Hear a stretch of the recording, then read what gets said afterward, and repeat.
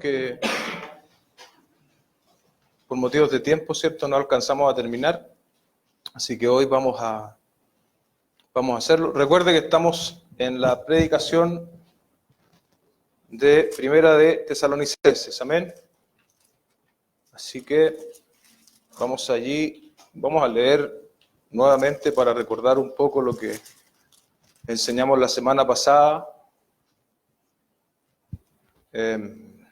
Así que vamos a leer los primeros 3 versículos nuevamente, pero vamos a poner énfasis en el versículo 3, que fue el versículo que de la semana anterior nos quedó pendiente, amén. Dice: Pablo, Silvano y Timoteo, a la iglesia de los tesalonicenses, en Dios y Padre y en el Señor Jesucristo.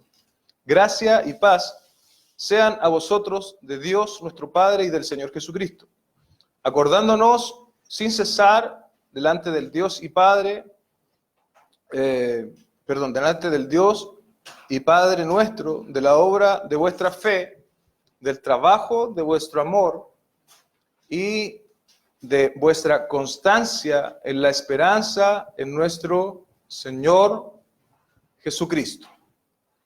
Amén.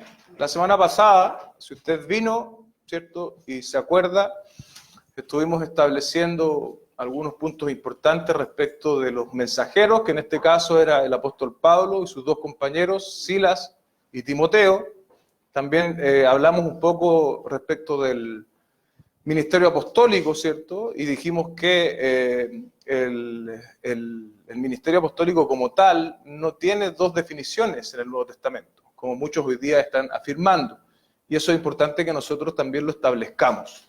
Hoy día hay una gran confusión al respecto, porque en nuestro contexto latinoamericano, en los últimos 20 años, hay muchos autoproclamados apóstoles. Y eso, nosotros definimos los requisitos bíblicos muy rápido la semana pasada, respecto de cuáles son los requisitos bíblicos, y establecíamos que no puede existir hoy un apóstol, ¿sí? ¿Se acuerda? Que tiene que ser llamado directamente por el Señor, tuvo que haber participado de su ministerio, tuvo que haber sido testigo de su resurrección, etcétera, etcétera. Nadie puede cumplir hoy esos requisitos. Entonces, hoy día hay una confusión muy grande porque unos piensan que, amparados en Efesios 4, ¿cierto?, donde dice que está el ministerio quíntuple, por eso hoy día tendríamos que también tener apóstoles. Pero saltan Efesios 2:20, donde se nos habla del fundamento, y está en el mismo libro. Es decir, citan Efesios 4 para afirmar la vigencia del ministerio apostólico, pero se olvidan que anteriormente, en Efesios 2:20, el apóstol había dicho que el ministerio apostólico era fundacional. ¿Y cuántas veces establecemos nosotros una fundación, hablando en ese lenguaje? Una. Entonces hay muchos argumentos. Los argumentos desde la Biblia. Si quiere, hermano, desenchufa o apaga el parlante de allá, para que no nos salte más. Y también tenemos fundamentos históricos. En 2000 años de historia de la Iglesia, desde la era apostólica, nunca nadie se hizo llamar apóstol. Y los que se hicieron llamar apóstoles fueron considerados herejes. Entonces, no solo tenemos argumentos desde la Biblia muy claros, sino también argumentos de tipo histórico, que nosotros, si bien son importantes, ¿cierto? La Biblia siempre manda, pero aún está esa evidencia histórica de ese hecho. Bueno, eso, y también hablábamos de que el apóstol Pablo reconocía en los tesalonicenses una verdadera iglesia, ¿sí? Él les llama iglesia. Entonces, allí ya había constituido, ¿cierto?, una iglesia conforme nosotros vemos el modelo del Nuevo Testamento, con un liderazgo bíblico y una membresía bíblica, según nos da cuenta el Nuevo Testamento.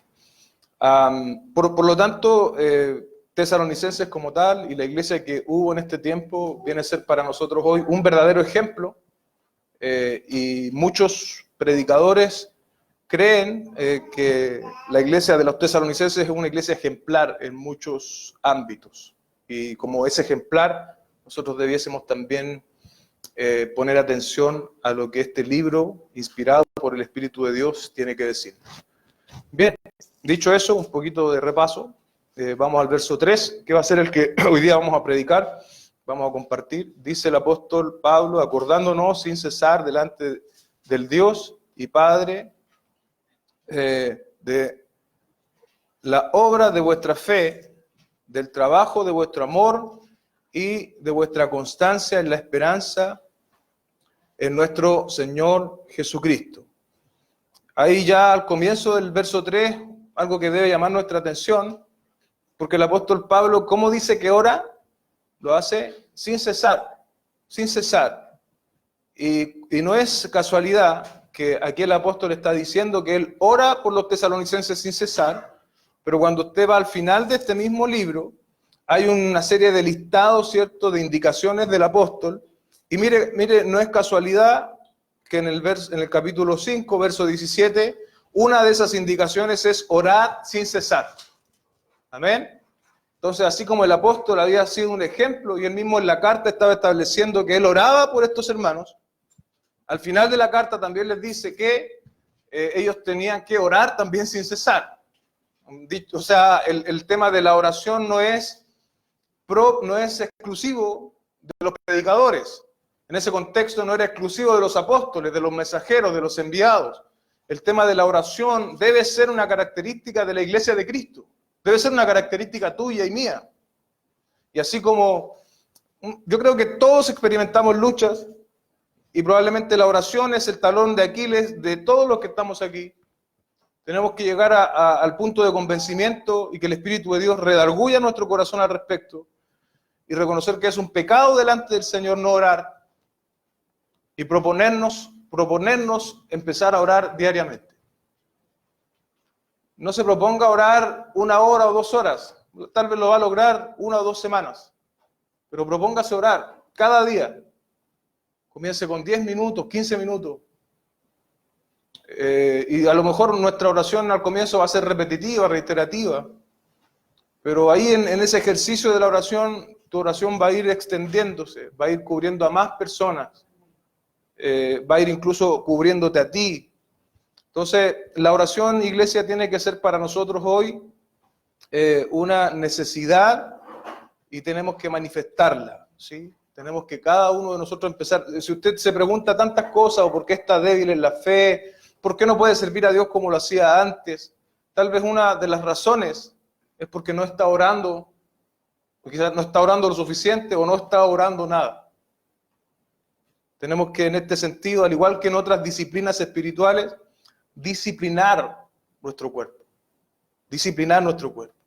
Y venir, propóngase delante del Señor, no delante de mí. Orar y no como una oración ocasional, sino orar todos los días, venir delante de la presencia del Señor todos los días. La oración era una característica de los mensajeros, de los apóstoles de la iglesia primera, y también era un requisito para la iglesia en los tesalonicenses. Fue tanto así, como lo leímos recién, que al final del libro el apóstol pone: orad sin cesar. Orad sin cesar. Luego aquí hay algo interesante que yo la semana anterior le dejé ver un poco, pero vale la pena subrayarlo. Aquí el apóstol Pablo dice que él ora, y ora por 3 motivos. Yo mientras leía este texto, el Señor a través de su palabra me hablaba, porque nosotros generalmente oramos por nuestras debilidades, ¿sí? Por ejemplo, si a mí me cuesta orar, hablando de lo que decíamos recién, yo voy a orar y también le voy a pedir al Señor que me dé más gracia al momento de orar. Si yo soy iracundo, le pediré al Señor que me ayude a controlar mi carácter, a no reaccionar mal. Usted puede hacer su propio ejemplo. Pero aquí el apóstol Pablo enseña algo distinto. No digo que no debamos orar por eso, tenemos que orar por eso. Aquí el apóstol Pablo da un listado de 3 características de la iglesia en Tesalonicenses por las cuales él ora. Y eran características buenas, eran puntos destacables dentro de la iglesia. El apóstol dice entonces: yo he orado delante de la presencia del Padre, y él enumera 3 cosas. Dice: por la obra de vuestra fe, por el trabajo de vuestro amor y vuestra constancia en la esperanza en nuestro Señor Jesucristo. Los tesalonicenses, como lo dijimos y lo hemos dicho desde la introducción hasta acá, eran una iglesia ejemplar en muchos sentidos. Probablemente más que comparándola con otras descritas en el Nuevo Testamento, tenían muchos puntos altos. Entonces el apóstol destaca estos 3 atributos de la iglesia y dice que él está orando por esos atributos. ¿Sí? No solo ora por las debilidades de la congregación, sino que ora por las cosas que él percibe espiritualmente son loables, son destacables. Y yo les decía la semana anterior que hay cosas, hay características, incluso de nosotros como iglesia local, que han sido buenas, ¿sí? Pero lamentablemente en el tiempo se han ido perdiendo. Y si tú analizas tu vida hoy, y por ejemplo, hace 10 años, hace 5 años, no lo sé, eras una persona más comprometida, eras un mejor evangelista, tenías preocupación por el que estaba en necesidad, visitabas a aquel hermano que no habías ido a ver, por decir algunas cosas. Y hoy, con un mejor conocimiento de lo que es el evangelio, esas características se han ido diluyendo en el tiempo. Hay algo que no está bien. El hecho de tener un mejor conocimiento del evangelio y de su palabra no debiese desalentar ciertas características buenas que nosotros tuvimos en el pasado. Por el contrario, debiesen potenciarlas, porque la verdad del evangelio debiese a nosotros animarnos a servir mejor al Señor. Pero nosotros aquí en particular en la iglesia, piense usted cuánto no hizo en algún momento por lo que usted pensaba que era correcto a la luz de la palabra, por lo que nos enseñaban, ¿cierto? ¿Cuánto tiempo invertía? Incluso a lo mejor dinero, usted iba a visitar personas, se preocupaba de otros.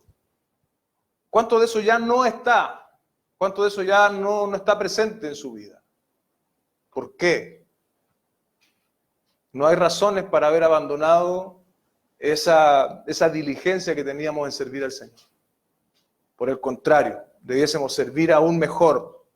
Entonces, les invito a orar por nosotros como congregación, por los miembros de esta iglesia, por personas que tenían claramente un corazón evangelista, un corazón de servicio, de preocuparse de los demás, de visitar. Esas cosas desaparecen. Entonces nosotros tenemos que, tal como el apóstol Pablo, pedirle al Señor en la presencia de Dios que nuestros dones dados por Dios, que hoy en muchos están durmiendo, comiencen a despertar. Y esos atributos loables, destacables de nosotros como congregación local, comiencen nuevamente a verse de forma visible en medio de la congregación. Pero bueno, dicho esa aplicación muy local, muy para nosotros, ¿cierto? Tenemos que hablar de estos 3 atributos que tenía la iglesia de los tesalonicenses. El primero que se nos describe en la palabra es por la obra de vuestra fe. La obra de vuestra fe. Hemos aprendido y hemos destacado, ¿cierto?, que la salvación nosotros la alcanzamos por fe. ¿Sí? La salvación la alcanzamos por fe en la obra de Cristo. Y el texto bíblico es muy claro en ese sentido. No es por obras. No es por obras. La carta de Romanos lo explica en extensión, pero permítame recordarle algunos textos importantes. Romanos, capítulo 3, verso 20, dice: ya que por las obras de la ley, escuche bien, ningún ser humano será justificado delante de él, porque por las obras de la ley ningún ser humano será justificado delante de él, porque por medio de la ley es el conocimiento del pecado. Si usted mira este texto y le pregunta, ¿alguien puede justificarse por la ley o por obedecer a la ley? El texto te responde, ningún ser humano será justificado delante de él. Ninguno. Y usted sabe que cuando el texto dice ninguno, los excluye a todos. No importa lo buena persona que alguien sea, no importa cuánto dinero dé a los pobres, no importa cuántos enfermos visiten el hospital, si esa persona no ha venido en arrepentimiento y fe delante del Señor, esa persona no alcanzará salvación. Porque por las obras de la ley ningún ser humano va a poder ser justificado. Un poco más adelante, en Romanos 3:30 dice, porque Dios es uno, y Él justificará por la fe a los de la circuncisión y por medio de la fe a los de la incircuncisión. ¿Qué está diciendo allí? Bueno, está hablando obviamente de que Dios es uno, tal como dice el texto, y que respecto de los judíos y los gentiles, el camino para alcanzar salvación es solo uno: justificación por fe. No hay dos. Y eso es importante que nosotros lo entendamos, lo destaquemos y lo tengamos muy claro. Ahora, lo que el apóstol está diciendo sobre los tesalonicenses es más bien el resultado de esa fe, que es un asunto distinto. No somos justificados por obras, pero con todo, nuestra fe tiene una evidencia. Nuestra fe se manifiesta y se debe manifestar. Cuando alguien dice haber conocido al Señor, ¿cierto? En nuestro lenguaje coloquial y más cotidiano, yo conocí al Señor, y esa persona, usted no ve ningún cambio en esa persona en un periodo de tiempo prudente.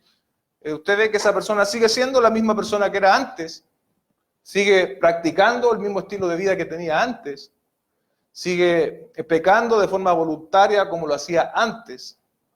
Entonces, al mirarlo de forma objetiva, nosotros podemos tener todo el derecho de pensar de que esa persona no ha sido salvada. No ha recibido esa justificación por fe. Y eso es importante entenderlo, porque si bien las obras no añaden nada a mi salvación, sí las obras son la prueba de que yo he sido salvado. ¿Por qué? Porque una nueva vida ha sido incorporada en mí. Y cuando una nueva vida espiritual es incorporada en mí, es imposible que esa vida pase desapercibida. La nueva vida que he recibido en Cristo por el poder del Espíritu Santo debe manifestarse. Yo no soy más la misma persona que era antes. No puedo seguir siendo la misma persona que era antes, porque hoy tengo la vida de Dios en mí. A través de este acto de confiar en la obra del Señor Jesucristo.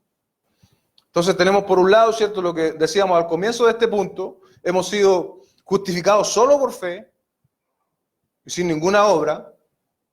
Pero por otro lado, al ser justificados, tenemos una expresión real y práctica de nuestra fe. Tal vez uno de los versículos que para mí lo grafica mejor es Efesios, capítulo 2, versos 8 al 10.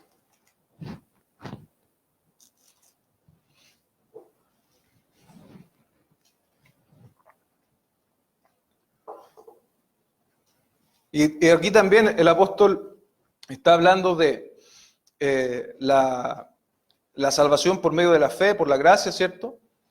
Pero el versículo 10 complementa muy bien esto que yo le estoy tratando de explicar. Escuche con atención y siga la lectura. Dice: porque por gracia sois salvos por medio de la fe.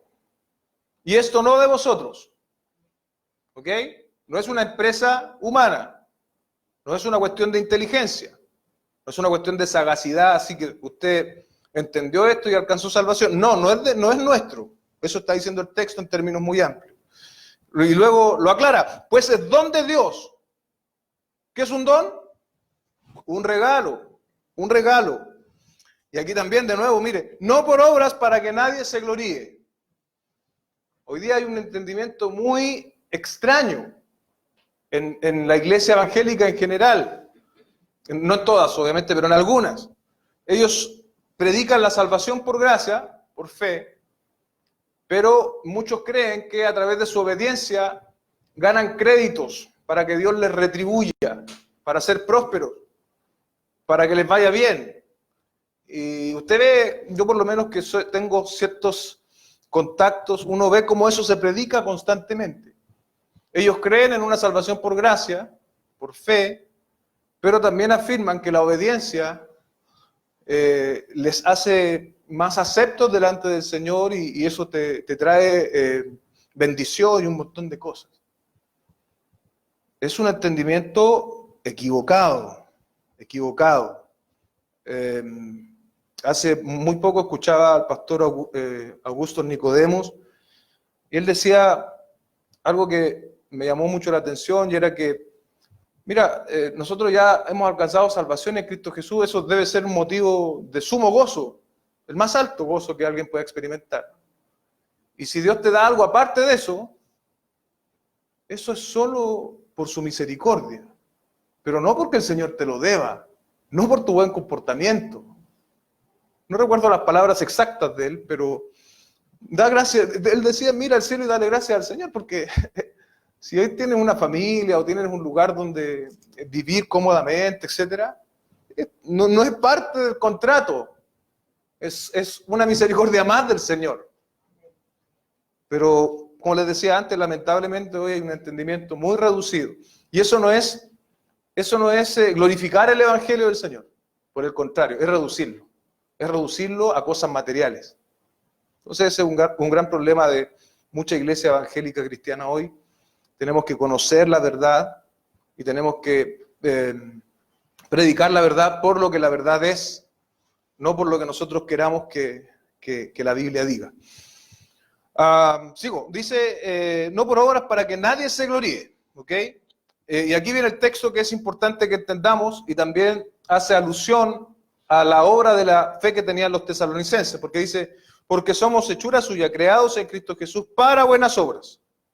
Amén, somos hechura, somos hechos por Dios y somos creados para manifestar esas buenas obras. Y no solo eso, dice el texto, las cuales Dios preparó de antemano para que anduviésemos en ellas. Amén, Dios soberanamente ordenó estas obras, pero ¿quiénes van a ser los que van a caminar en esas obras? Nosotros. ¿Sí? Soberanamente Dios traza el camino, pero nosotros vamos a hacer lo que tenemos que transitar. Usted tiene que decidir glorificar a Dios a través de su conducta, a través de su vida. No vendrá un ángel esta noche a decirte, debes ser más paciente. No vendrá, debes ser más comprometido, debes orar más, debes leer más la palabra. No vendrá. Porque todo cuanto Dios quiere que nosotros sepamos está aquí en su palabra.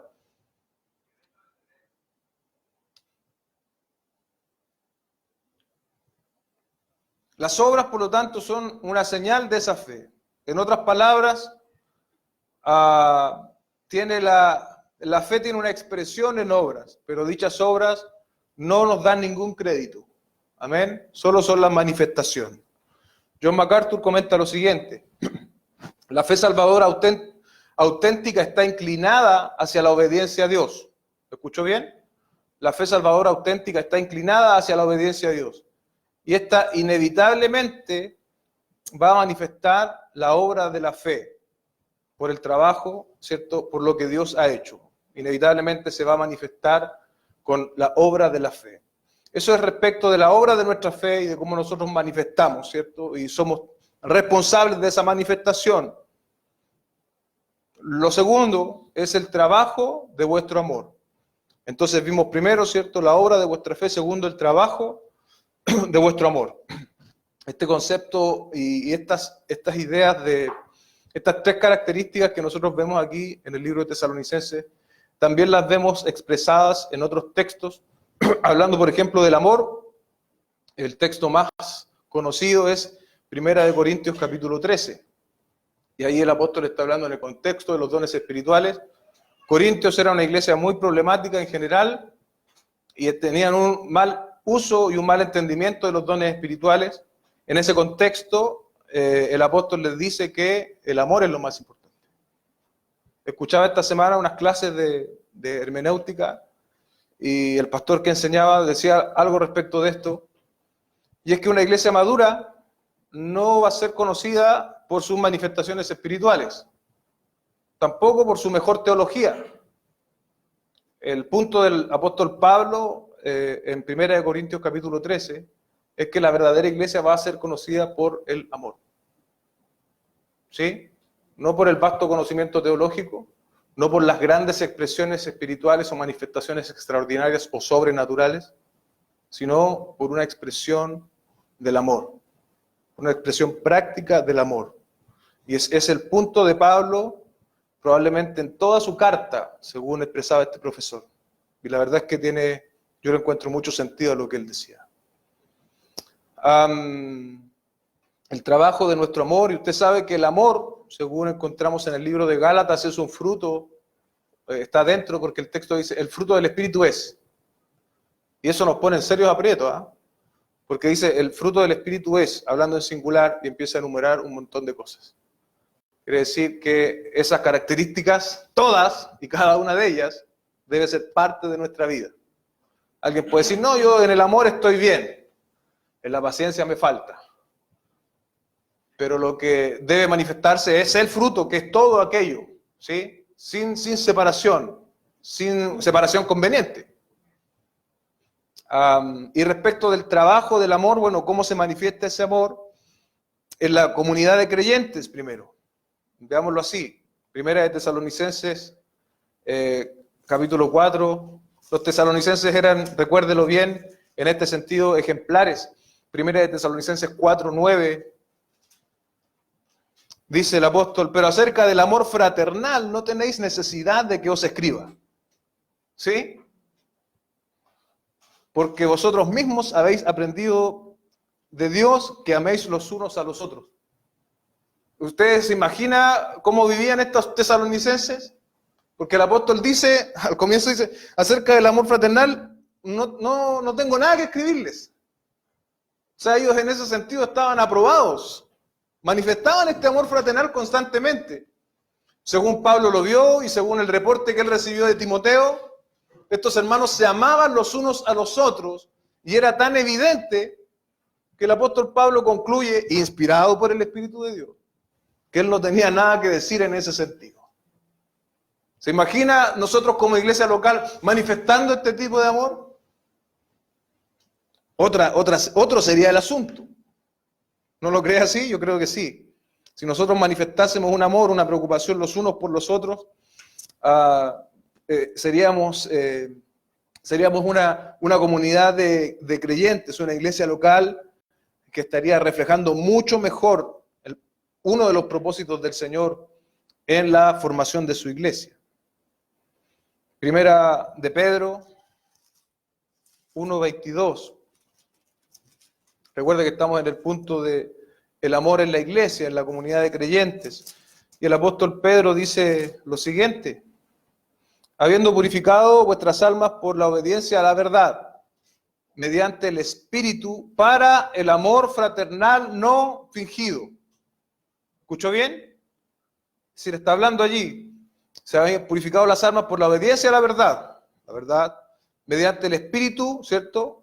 Para el amor fraternal no fingido. Esto no es una cosa así como para que nos vean. Amados los unos a los otros entrañablemente, de corazón puro. Y primera de Juan, capítulo 2, verso 10. El que ama a su hermano permanece en la luz, y en él no hay tropiezo.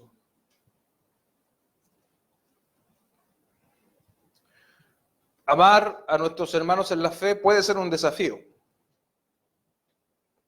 pero amar a nuestros enemigos ya es algo distinto. Amén. Y mira lo que dice Mateo capítulo 5, verso 44.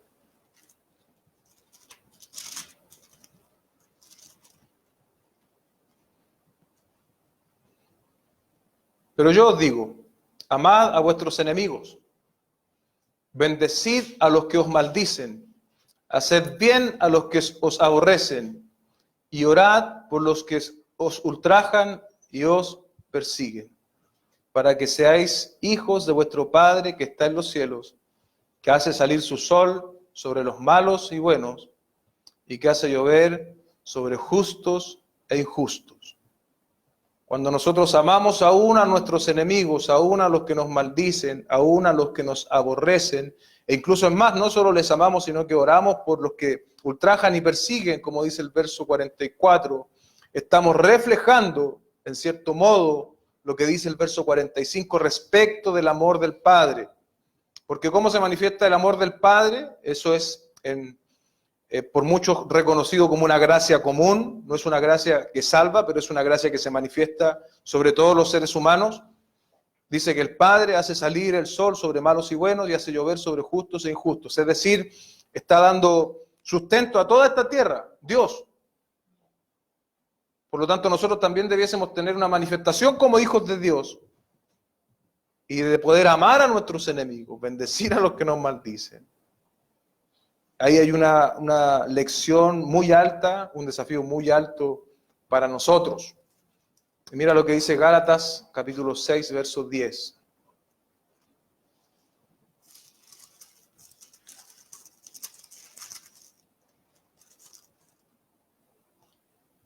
Así que, según tengamos oportunidad, hagamos bien a todos.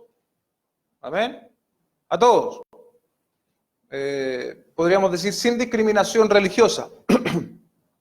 Pero mayormente a los de la familia de la fe. Eso es interesante, amén. O sea, tenemos un orden dado por Dios en ese sentido. Tenemos que hacer bien a todos, pero hay un énfasis, una indicación clara que tiene que ser con mayor preocupación a los de la familia de la fe. Hemos hablado en el trabajo del amor, ¿cierto? Del amor que tenemos que manifestar como creyentes y en segundo término incluso al amor que debiésemos manifestarle a nuestros adversarios o enemigos.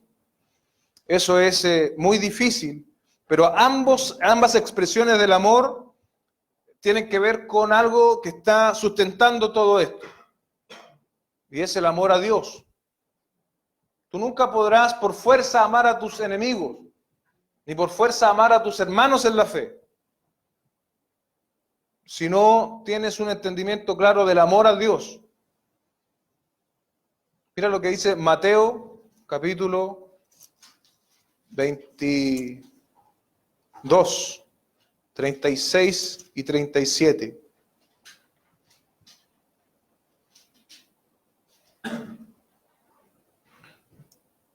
Maestro, ¿cuál es el gran mandamiento en la ley? Jesús le dijo: amarás al Señor tu Dios con todo tu corazón y con toda tu alma y con toda tu mente. Este es el primer y grande mandamiento.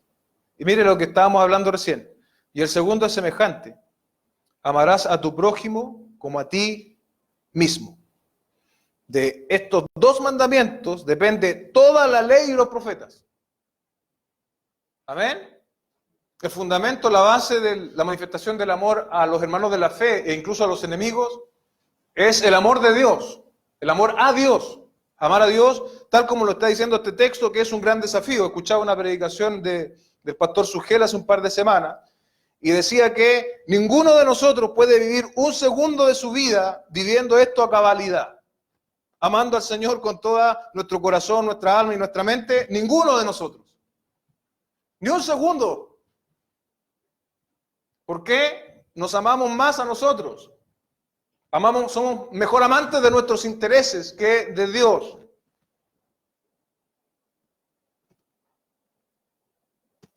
Con todo, nosotros como hijos de Dios, renovados espiritualmente, nacidos de nuevo, tenemos que tener esta inclinación, esta indicación de la palabra clara en nuestro corazón. Y debemos amar a Dios. No solo de palabras, sino tal como nos enseña este texto, con todo nuestro corazón, con toda nuestra alma y con toda nuestra mente. Pero no podemos amar a un Dios que no conocemos. No podemos amar a un Dios que no conocemos.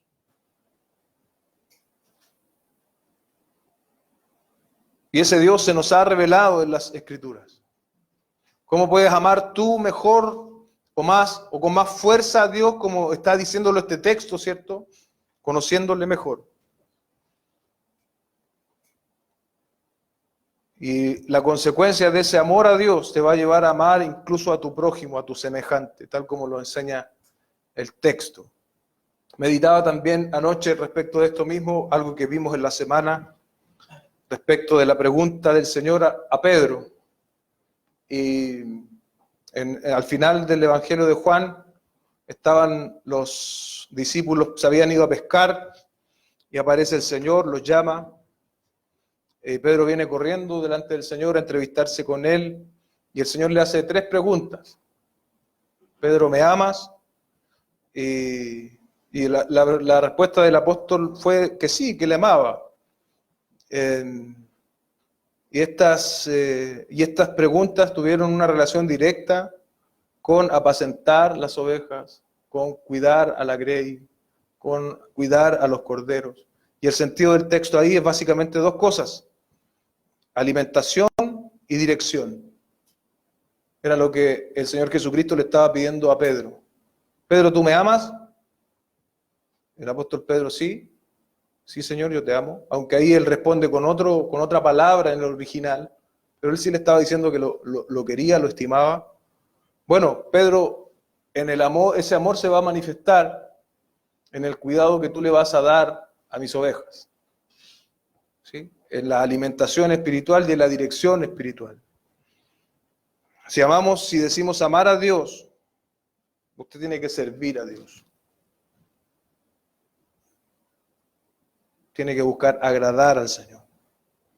El amar a Dios no es una cuestión solo en mi mente. No es cantarlo, no es solo decirlo, sino que tiene que haber una demostración práctica de ese amor. Estos hermanos en Tesalónica lo experimentaron. Amén. Por lo tanto, no es una misión imposible para nosotros hoy. Tercero, vuestra constancia en la esperanza. Vuestra constancia en la esperanza. Los tesalonicenses habían sido constantes, habían permanecido, y la permanencia tiene que ver con la cuestión de la presión o permanecer bajo presión. Era una cualidad más de esta ejemplar iglesia, que no estaban en las condiciones ideales. Ellos, la iglesia de tesalonicenses, como nosotros hoy, no están en las condiciones ideales.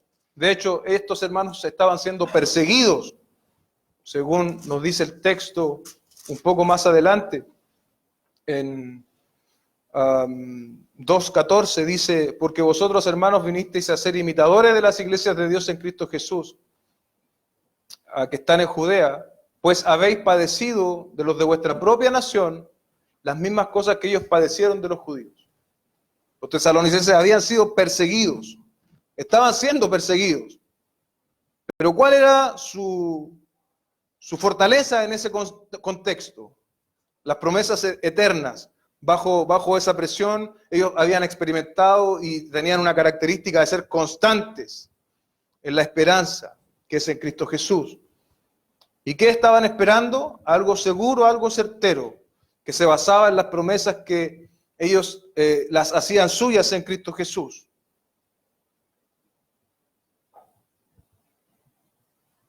Mira lo que dice Tito 2, 13, 11 y 13.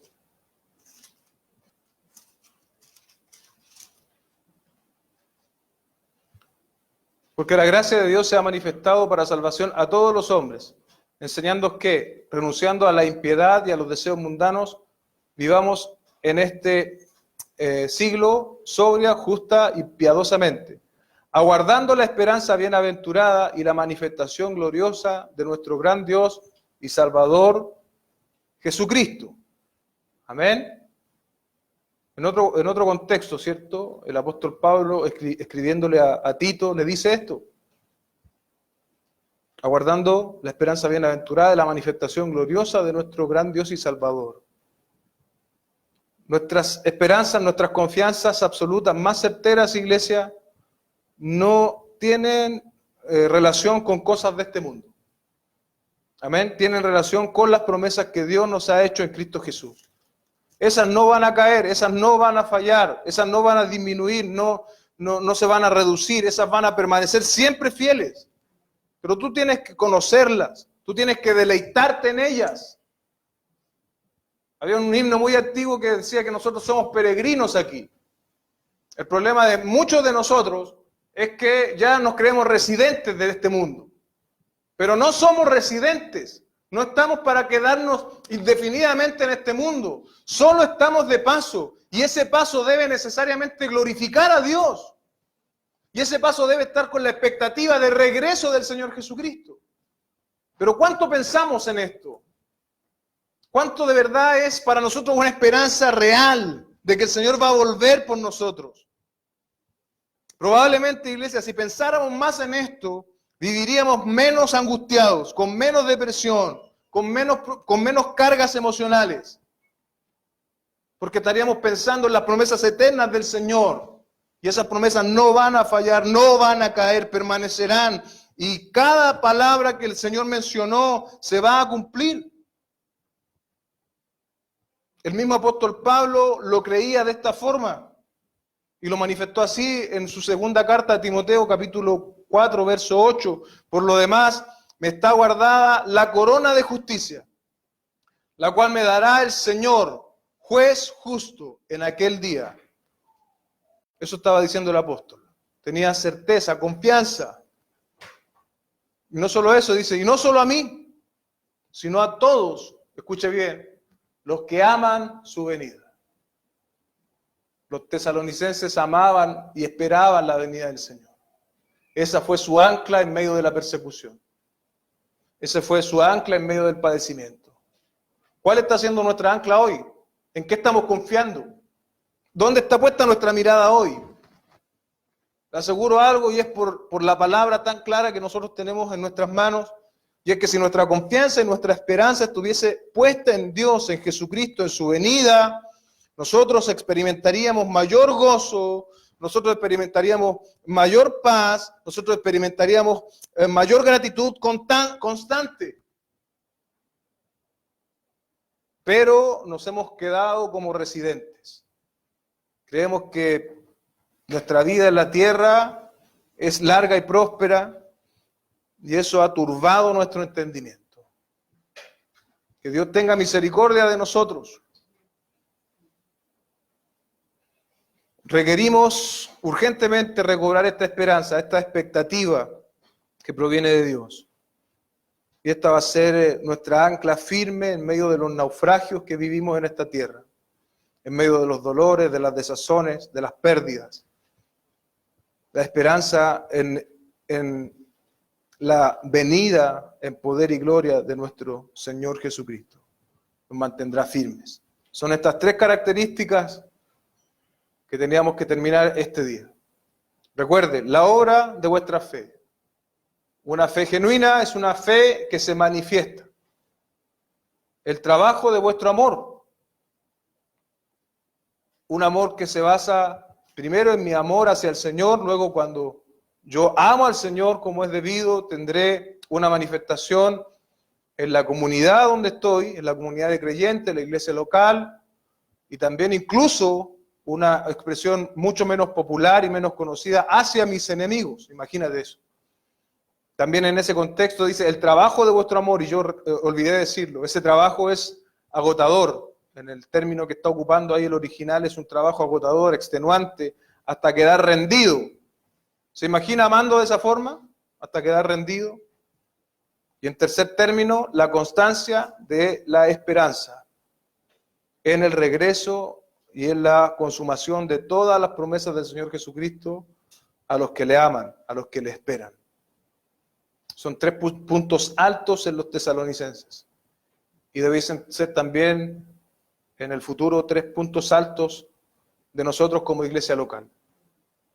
Manifestar la obra de nuestra fe, manifestar amor mutuo, constante, y tener siempre pronta y muy presente la venida de nuestro Señor Jesucristo en la redención final. Amén. Oramos y damos gracias. Dios y Padre, te bendecimos esta mañana. Gracias por poder finalizar esta segunda parte de este sermón. Ayúdanos, Señor. Tu palabra nos emplaza, nos desafía, nos exhorta a un mayor compromiso. Y eso es constante, Señor. Cada vez que abrimos la Escritura nos vemos confrontados, nos vemos desafiados.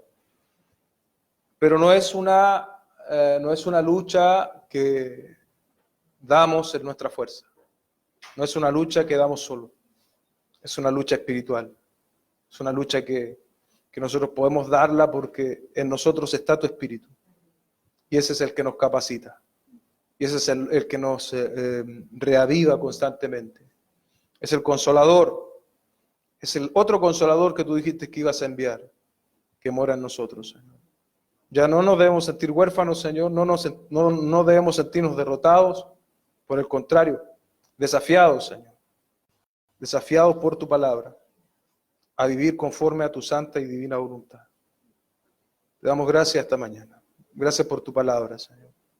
Que haga vida, que sea una semilla plantada en buena tierra y que dé frutos, Señor.